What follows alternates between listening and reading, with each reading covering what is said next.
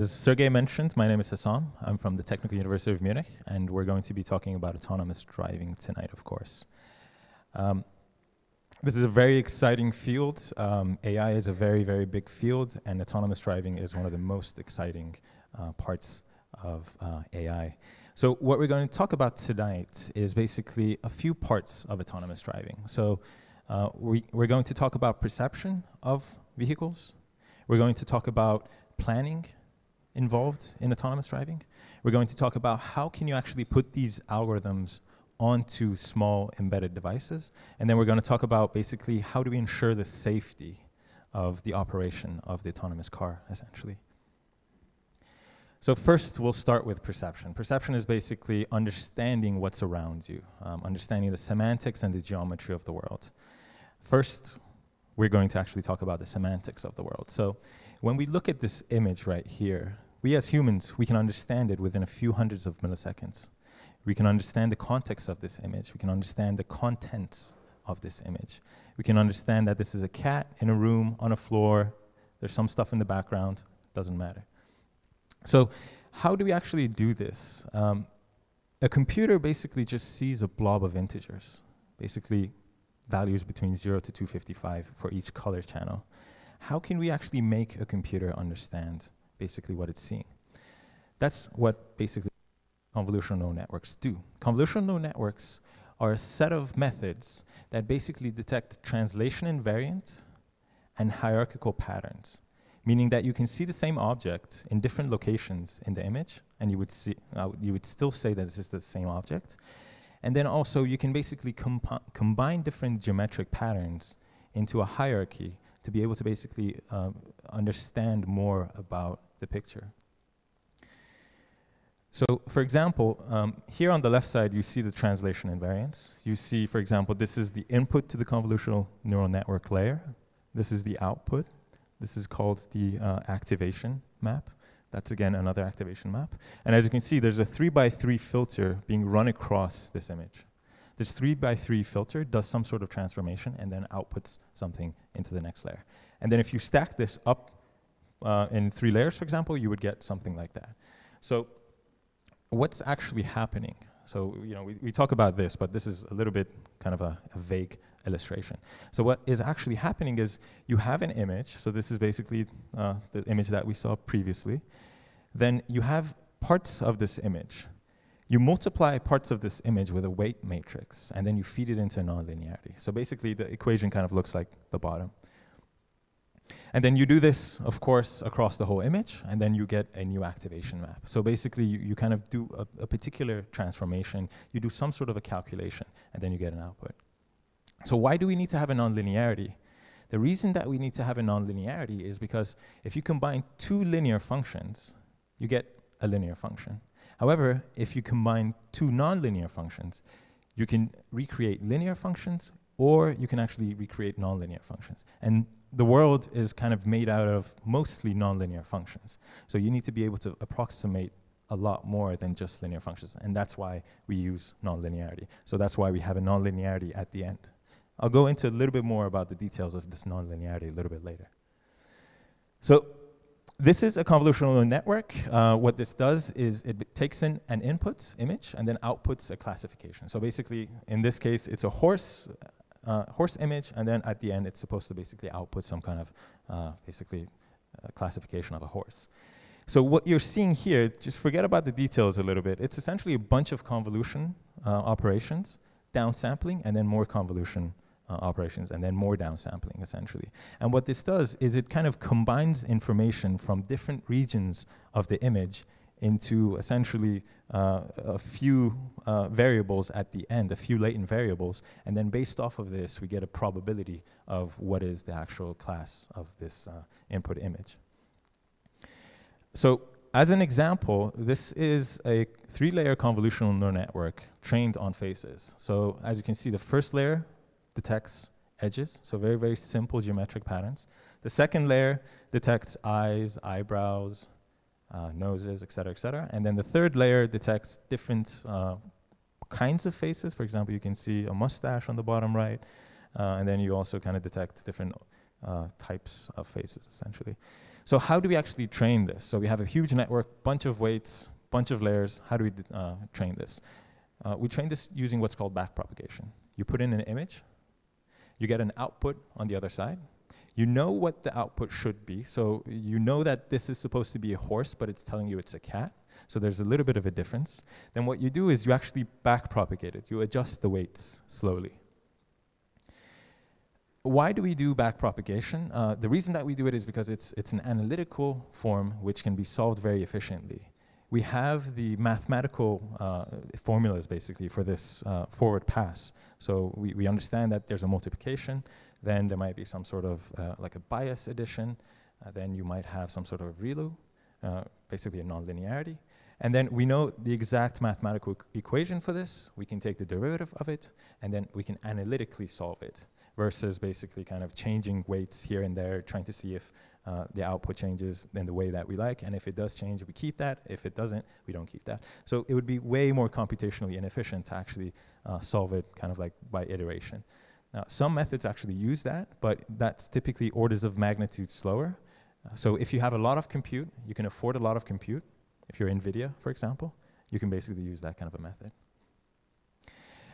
One of the problems that arises when you do actually back propagation is what's called vanishing gradients. And this is one of the reasons that you couldn't actually get deep networks back in the days. Vanishing gradients is the fact or the phenomenon where as you go back in your back propagation stage, your gradients start getting smaller and smaller. The reason for that is if you look at this backward pass diagram, you have an input error coming in, and then you multiply that input error by some value that's basically the gradient of some value, essentially. And then, for example, imagine if your gradient in the beginning was 1. You times it by 0.1, or your error was 1. You times it by 0.1, and then the next stage you times it by 0.1 again, and then 0.1 again. And at the end of the day, within a few layers, you're basically already at 0.0000, as in basically 0 gradients. And then because of the fact that back propagation uses this gradient to change the weights, and if your gradient is basically 0, then you have basically no updates. And then that's when your network stops training and then limits your network depth. So if we go back to the non-linearity, why do we use a ReLU? First of all, it's a non-linearity, so it can actually approximate more functions. And then second of all, it reduces the vanishing gradients problem. Traditionally, you would see something like a sigmoid right there. So the bottom right, that's the activation function that used to be used a few years ago. And what you see in that is when your activation is either negative or very positive, your function starts to basically become constant. So you have 0 gradients. And at that point, that's the point where basically vanishing gradient happens. In ReLU, in normal ReLU, you only have that when it's negative, when your activation is actually negative. When it's positive, your gradient is constant. There is leaky ReLU, which basically kind of brings the 0 down a little bit and actually gives a little bit of a gradient to the negative side of things, but then still maintains that kind of 0 multiplication quality. And then, of course, it's very computationally efficient. The sigmoid would take many exponential functions, while the one on top is just basically a max function. So like I said, you have the problem of vanishing gradients. So how do you fix this? Skip connections. So ResNet, which came out 2015, was published 2016, basically has quite a bit of skip connections. So basically, every other convolutional layer is basically connected to the previous layer. And this allowed the gradients basically to flow through the whole network. And then DenseNet kind of went one step basically one step further than that, and actually essentially connected basically every single convolutional layer that came before a convolution to that convolution. The details are like this. Don't have to worry about it, but it's basically skip connections on crack. So if we go into something that's a little bit more related to autonomous driving. So I told you guys, okay, what's the simplest kind of neural network, classification network? Now we have a semantic segmentation network. A semantic segmentation network is basically giving every single pixel a class. So saying, okay, this is a sidewalk, this is a human, this is a tree. One of the latest methods came out this year is PSPNet, which is basically a pyramid network. So you basically analyze a scene through a pyramid scheme. And the reason that you do this is because you want to basically analyze different granularities of detail in the scene. So, for example, the red part, which is the top pyramid network, that's basically looking at almost the whole image in a very small area, while the ones on the bottom are looking at more detailed but larger parts of the image, essentially. When you put it through, basically you put an input image in, this is what you get. This is a picture I took close by Microsoft, actually. And as you can see, basically it classifies everything pretty much correctly. Humans, sidewalk, road, bus, et cetera, et cetera. And of course, you need to know this. When you're in an autonomous car, your car needs to understand where are the humans, where are the other cars, where is the road, et cetera, et cetera. And then the other thing that is very useful in autonomous driving is, of course, object detection, either in 2D or 3D. In this case, we're going to talk about 2D. And essentially, object detection is figuring out the boundaries of an object. So understanding where an object is, and basically, the next step would be essentially tracking this object. So for example, in the case of an autonomous driving car, you would be basically tracking other cars and pedestrians, first detecting them, of course, and then tracking them. The way that it works, again, convolutional neural network. Everything tends to be convolution these days. Essentially, you do a bunch of convolutions. Then at the end, you have a fully connected layer, which proposes some boundaries, some bounding boxes, essentially. And then you threshold this value. Basically, it proposes bounding boxes plus a confidence level. And then you threshold below, above a particular confidence, and then you have your basically bounding boxes. So this is exactly, essentially, what it looks like. You split the image into different grids. First, you do a class probability map, which means that basically you pick which cell is a part of what class. And then simultaneously, you also predict bounding boxes. In this case, they predict, I believe, 5 bounding boxes per grid cell. And then, of course, you also have a confidence measure with that. And then at the end, as you can see, a lot of the bounding boxes have been basically rejected, and you only have 3 high confidence bounding boxes, basically detecting different objects. So we just basically finished talking about the semantics of the world. So you can understand what you're looking at, but you also need to understand the geometry of the world. So basically, where are the objects that you're actually looking at? And that's where geometric computer vision comes into play. That's kind of like the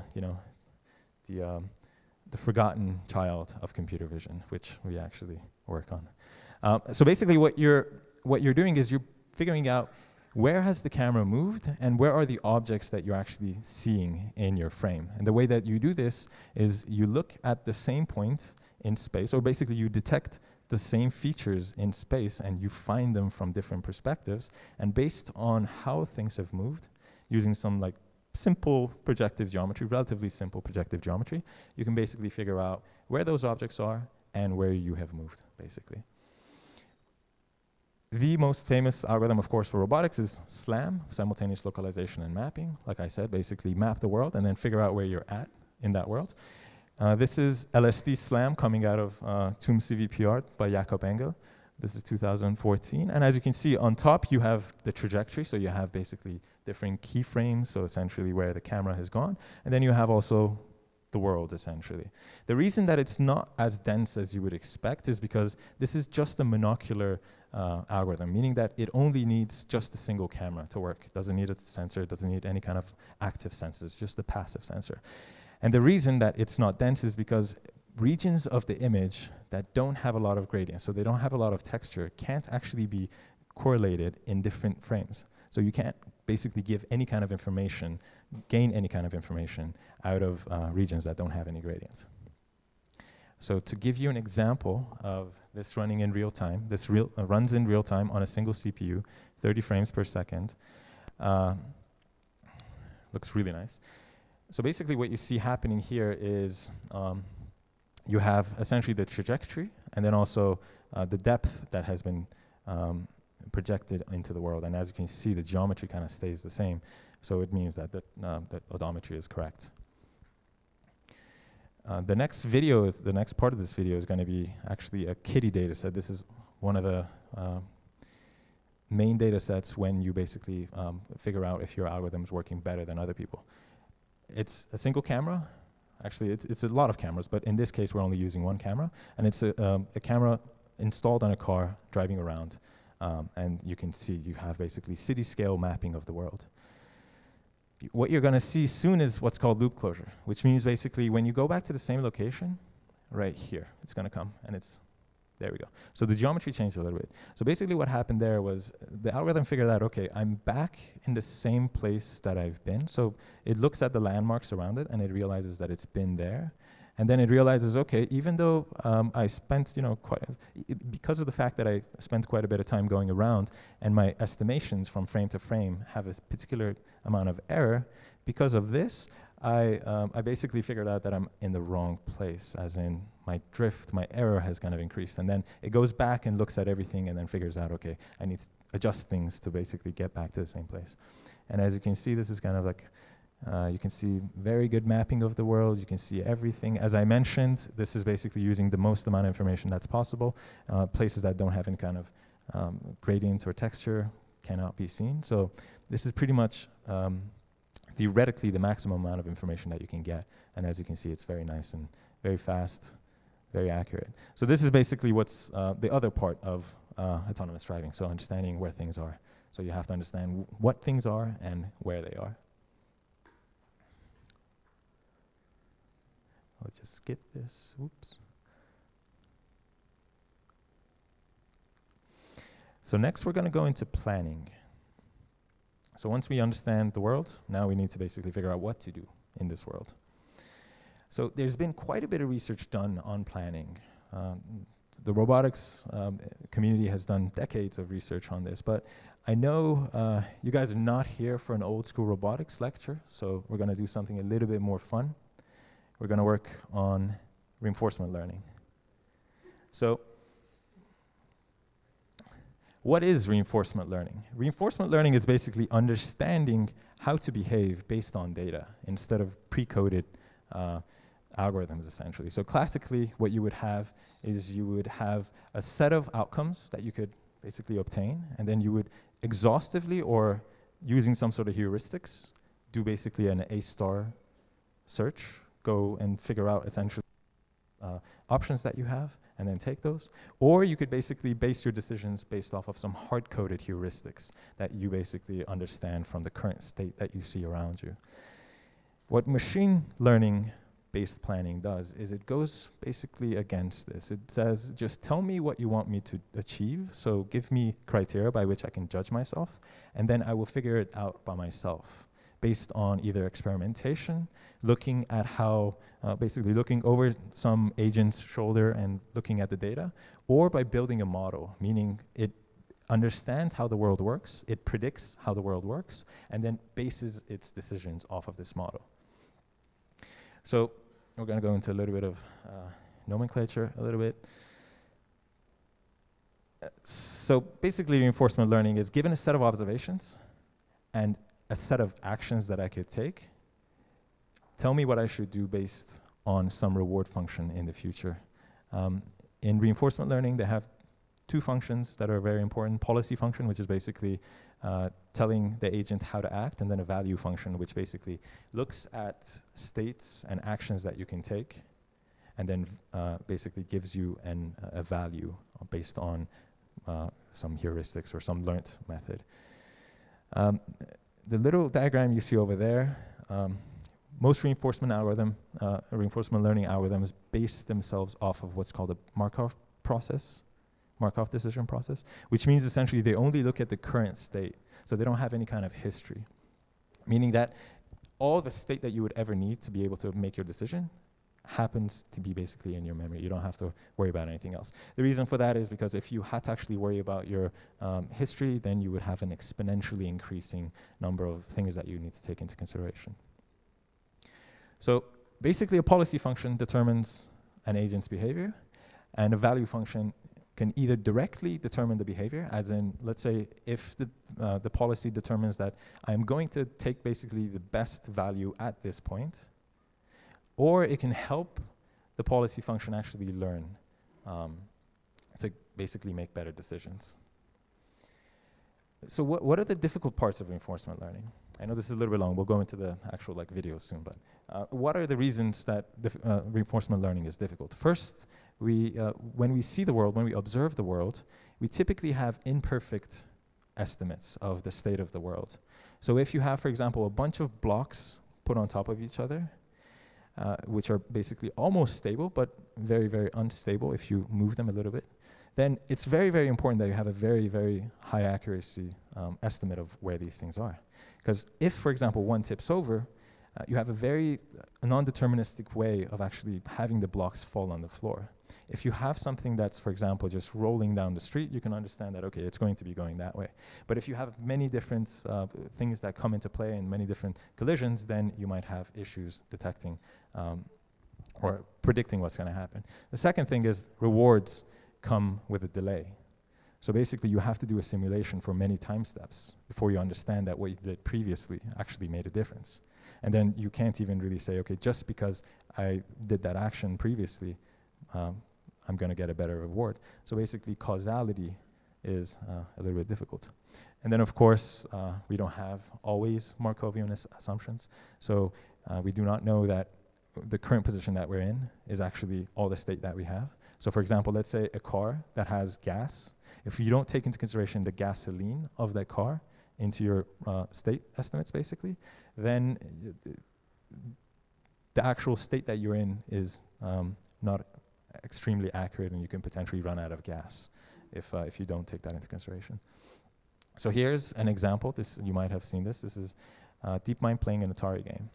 And essentially what happens here is you see it start, and it's pretty bad. It fails pretty badly. And then across time, it learns to do things a little bit better. The way that it does this is basically, it's very, very simple, actually. It's just the inputs are the pixels, the literal pixels of the image of the game. And then the output is essentially what action do I need to perform. The reward function is just the score. So very, very simple. No need to hand code anything. No need to actually understand how the game dynamics work. And no need to basically create an AI. As you can see right here, it kind of gets really, really smart and understand that it needs to actually send the ball back behind the blocks. And it basically cheats. So humans wouldn't even be able to do this. Or a few humans would be able to figure this out and even do it.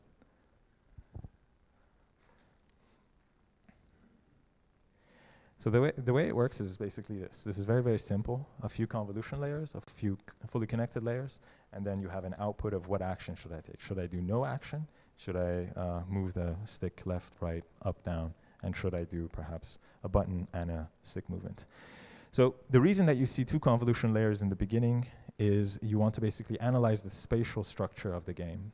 And then the fully connected layers, what they do is they have essentially the quality of being able to perform any kind of arbitrary logic, essentially. So you might get some sort of if statements essentially going on in the layers at the end, essentially. And you put it in there, train it, and then because you have the points that you get in the game as your reward function, basically learns how to play a game after a few hundreds of iterations, basically. So what happens when you train in reinforcement learning? Basically what you're trying to do is you're trying to play a game, see how it affects your score, and then go back and change the components of the network to make it so that you actually perform actions better than you would have before. So there's this thing called Monte Carlo method, which is basically play a whole episode, then go back and look at every step that you took, and then attribute some sort of reward to them.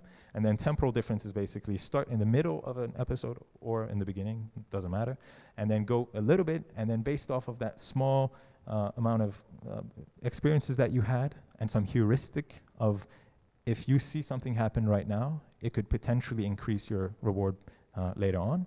Basically make a decision and change the states that you have.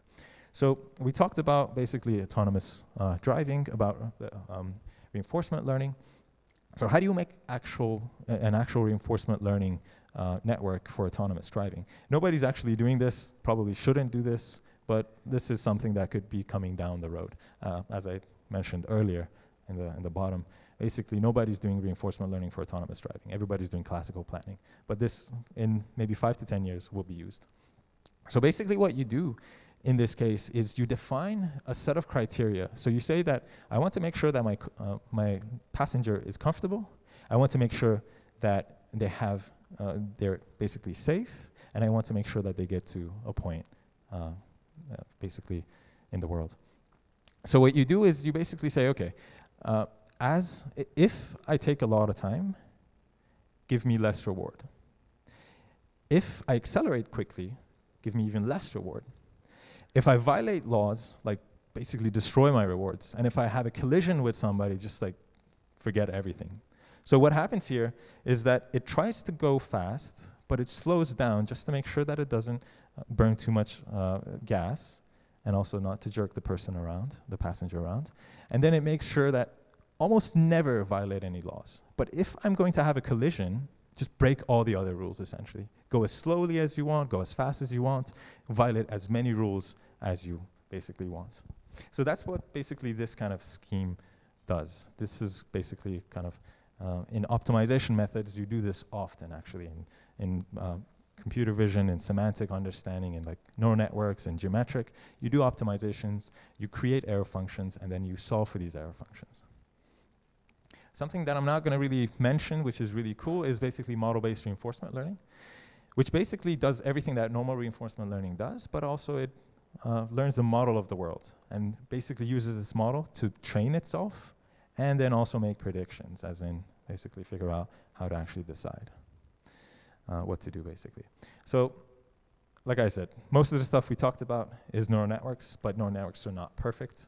There's a lot of issues. Right now, we can't really explain how neural networks work.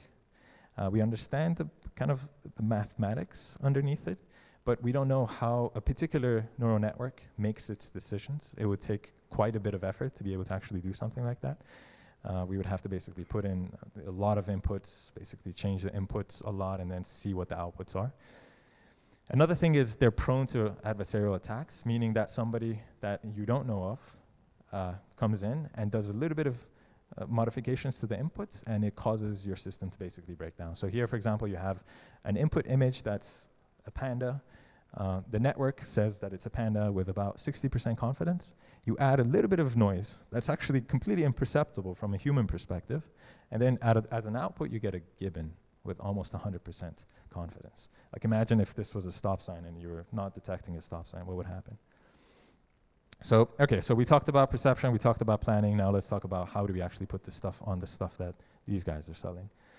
So most neural networks are trained on very, very large GPUs, lots of RAM. Maybe you have computers with multiple GPUs, or maybe you have a cluster of GPUs. But when you want to infer this algorithm, basically, you run this algorithm in inference mode, you want to have very fast response for cost reasons and to be able to actually put it on a mobile device. So how do you do this?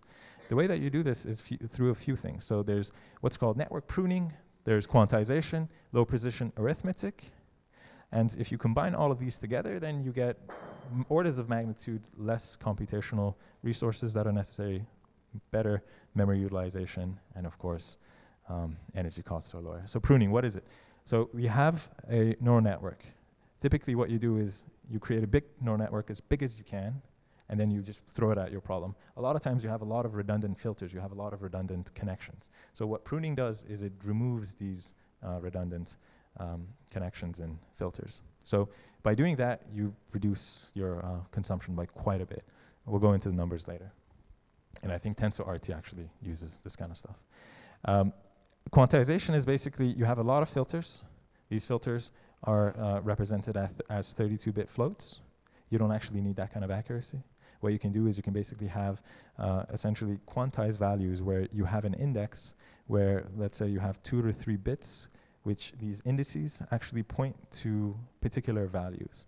So you look at the different weights, you say it's closest to this quantized value, and then for all of those weights that are closest to that, you basically pick that value. And that's what quantization does. Then basically, so here are the numbers. So if you do what's called deep compression, which is basically combining all of these and sort of Huffman coding on top, you get pretty much 50x reduction in size of networks, which means basically you can do something that would have happened, you could have done with a 100 megabyte network in 2 megabytes of basically weights, essentially. So it goes from being something that would take a couple of seconds to milliseconds. Another thing is basically mixed precision training, which means basically you have 32-bit weights, but you actually use 16-bit forward pass and backward pass. So now let's talk about safety. Safety is something that's very, very important in autonomous driving. We need to basically make sure that not only does the system work, but we don't kill too many people. So how do we ensure safety? Basically, there's two ways. There's two things that you have to worry about: redundancy and then testing. So making sure that the algorithms that you're running, the hardware that you're running, the network that you have, and the actuators that you have some sort of way of, some sort of fallback, essentially. And then the other thing, which I'll go a little bit more into detail, is basically testing. You do a lot of testing. You have simulation testing, and you have real-world testing. I come from the semiconductor industry background, so I spent a little bit of time in the semiconductor industry, and we do a lot of testing there. So every single engineer that actually designs some sort of a CPU, there are 3 to 4 validation engineers. And essentially the way that it happens is exactly the same as autonomous driving. So you create specific test sets, and then you randomize them in some way. So basically you say, okay, I want to have, for example, this scenario, I want to test right turns. But I want to make sure that every single scenario is covered, or at least some subset of scenarios is covered. So basically what I do is I change the configuration of the road, so basically changing the angle between the two intersecting roads. I change the traffic, I change the behavior of the traffic, so I change the number of cars that are going through there. I change the number of pedestrians, I change actions of dogs. I have random dogs coming in, no random dog coming in, 2 random dogs coming in. And then you do this many, many times over, and then you find small little bugs that you would have never thought about. So of course you have to have some constraints. So you say, make sure that you give me a warning whenever I'm too close. So basically what you do, too close to another agent, car, pedestrian, whatever. So what happens here is you basically put your planning algorithm into this test system, and then it tells you that it failed some sort of test, and then you need to basically go check it out, change your algorithm, run it again. Hopefully nothing that was previously working is broken, and then that thing was also fixed. So there are a few levels of abstraction that you can talk about when you talk about testing. So you can basically test full end-to-end, meaning that you basically feed your sensors with analog signals. These sensors output some sort of, let's say, high representation, so a point cloud for a LiDAR. And then this is fed into your perception system that gives you objects. And then this is fed into your planning system, which gives you basically actions. So the reason that you don't do complete full end-to-end is because if you were to do end-to-end, first of all, it would take a lot of time, a lot of compute power.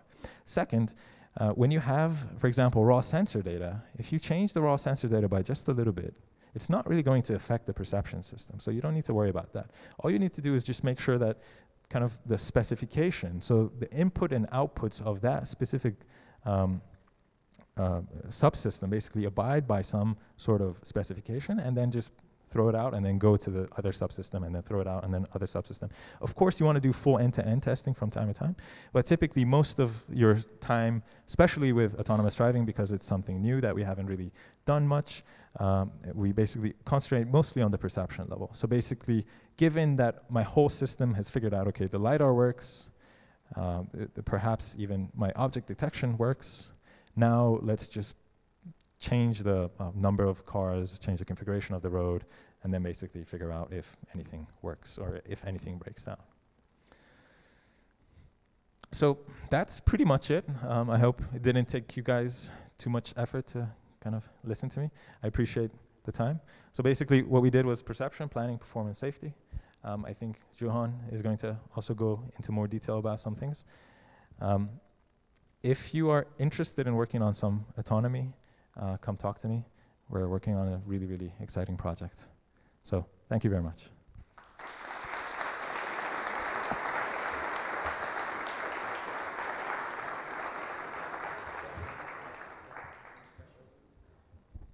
Do you have any exciting questions as well? Not exciting questions? Yes, I see one hand.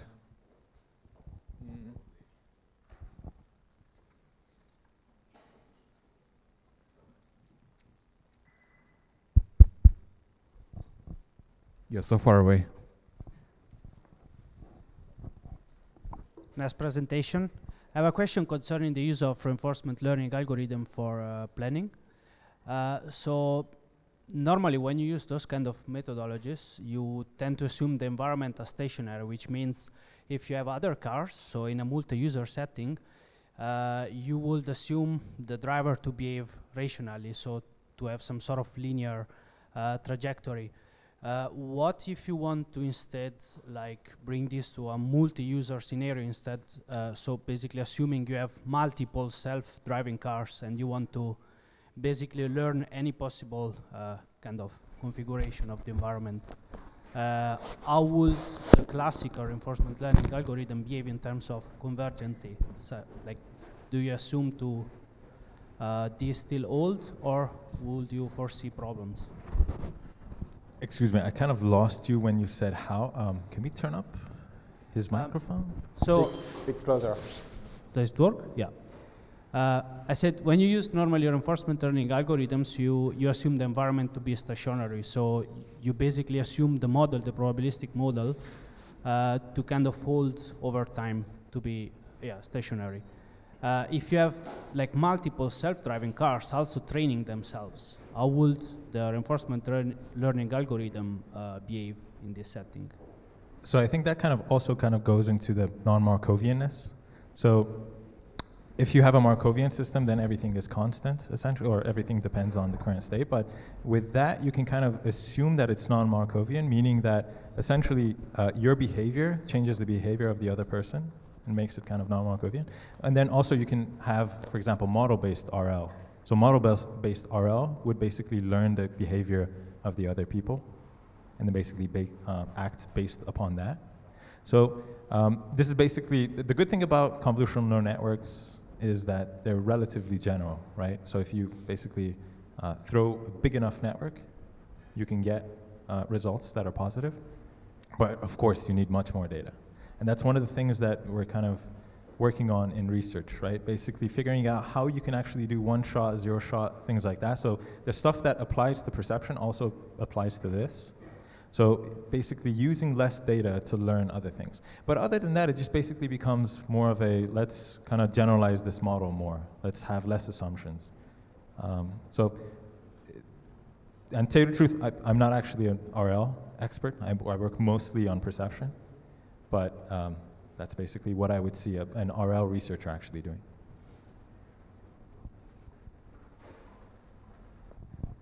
Anyone else? I have a trouble microphone.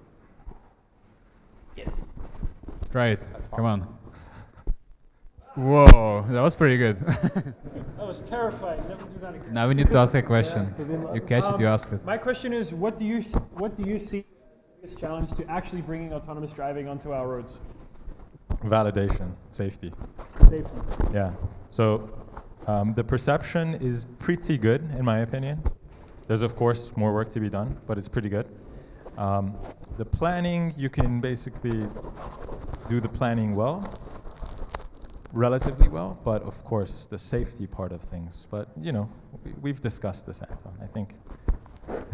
Was an opportunity for you to show off. What's up? You have a microphone in your hands. Please talk to it. Oh, this is a microphone. I thought it was just a cube.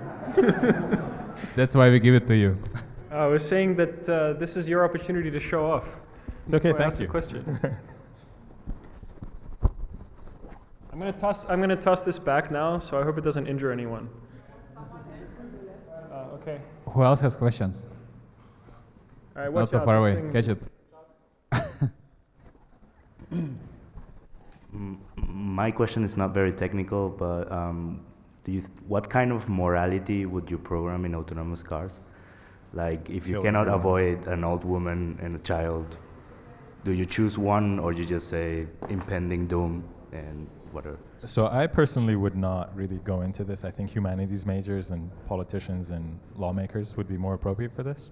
But essentially, if you look at the reward function that we had, and I said, you know, like you can basically weigh different things.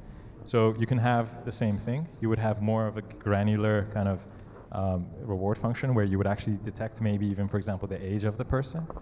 And then you would say, okay, if the person is this age, then their value is high. If they're this age, their value is low. So from a technical perspective, that's how I would solve it. But of course, from a moral perspective, I would say I would not make a judgment on that. Thanks.